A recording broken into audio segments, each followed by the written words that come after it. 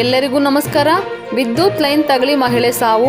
ಪಾವಗಡ ತಾಲೂಕಿನ ಕೊತ್ತೂರು ಗ್ರಾಮದಲ್ಲಿ ಆಕಸ್ಮಿಕವಾಗಿ 11 ಕೆವಿ ಲೈನ್ ತಗಲಿ 1 ವರ್ಷದ ಮಗುವಿನ ತಾಯಿ ಓರ್ವಳು ಸುಟ್ಟು ಸಾವನ್ನಪ್ಪಿರುವ ಘಟನೆ ಶನಿವಾರ 8 ಗಂಟೆ ಸಮಯದಲ್ಲಿ ನಡೆದಿದೆ. 23 ವರ್ಷದ ತ್ರಿವೇಣಿ ದುರ್ಘಟನೆಯಲ್ಲಿ ಸಾವನ್ನಪ್ಪಿರುವ ಹೆಣ್ಣು ಮಗಳು ನೂತನ ಗೃಹ ನಿರ್ಮಾಣ ಮಾಡಿದ ಮನೆ ಮಹಡಿ ಮೇಲೆ ಇಂದು ಬೆಳಗ್ಗೆ 8 ಗಂಟೆ ಸುಮಾರಾಗಿ ಕಬ್ಬಿಣದ ವಸ್ತುವನ್ನು ಎತ್ತಿಡುವ ವೇಳೆ 11 ಕೆವಿ ಲೈನ್ ತಗಲಿ ಈ ಘಟನೆ ಸಂಭವಿಸಿದೆ. ಇದಕ್ಕೆ ವಿದ್ಯುತ್ ಇಲಾಖೆಯವರ ನಿರ್ಲಕ್ಷ್ಯತನದಿಂದ ಈ ಘಟನೆ ಸಂಭವಿಸಿದೆ ಎಂದು ಸ್ಥಳೀಯರು ಆರೋಪ ಮಾಡಿದ್ದಾರೆ. ಈಕೆಯನ್ನು ಕೊತ್ತೂರು ಗೊಲ್ಲರಹಟ್ಟಿಯಿಂದ ದೌಡಬೆಟ್ಟದ ಕೃಷ್ಣಮೂರ್ತಿ ಅವರಿಗೆ ಮದುವೆ ಮಾಡಿಕೊಟ್ಟಿದ್ದರು. ಇದೀಗ 1 ವರ್ಷದ ಹೆಣ್ಣು ಮಗು ಕೂಡ ಇದೆ. ಇಂದು ಆ ಮಗುವನ್ನು ಅನಾಥವಾಗಿಸಿ ಉಸಿರು ನಿಲ್ಲಿಸಿದ ನೊಂದ ಕುಟುಂಬಸ್ಥರ ಆಕ್ರಂದನ ಮುಗಿಲು ಮುಟ್ಟಿತು.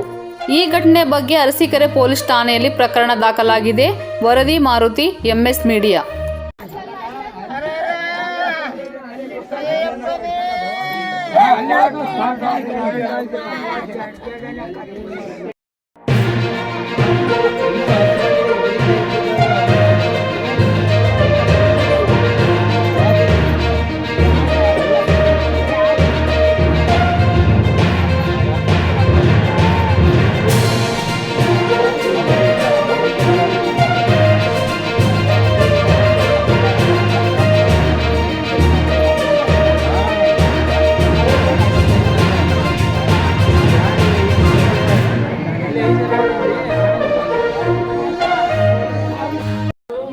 ಮನೆಗೆ ಬೀಜ ಕೇರ್ಕೊಂತಿದ್ದೆ, ಮೊಮ್ಮಗಳನ್ನ ಆಡಿಸ್ಕೊಂಡು ನಾನು ನೋಡ್ಲಿಲ್ಲ ಬಂದಿದ್ದು.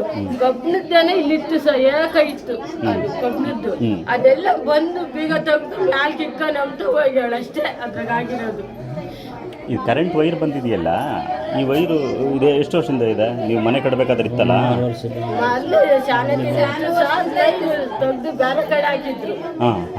ಅದಕ್ಕೆ ನಾವು ಇದು ಮ್ಯಾಲ್ ಕಟ್ಟಂಗಿರ್ಲಿಲ್ಲ, ಲೈನ್ ತೆಗ್ದ್ರಲ್ಲ ಅದಕ್ಕೆ ಮ್ಯಾಲೆ ಅಷ್ಟೇ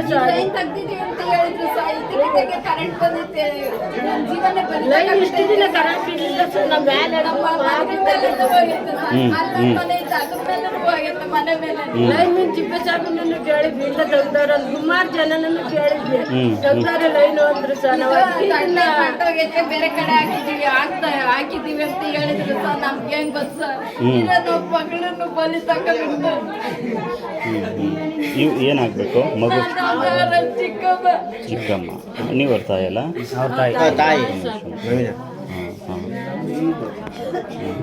ಹುಡುಗ ಕರೆಂಟ್ ಇಲ್ಲ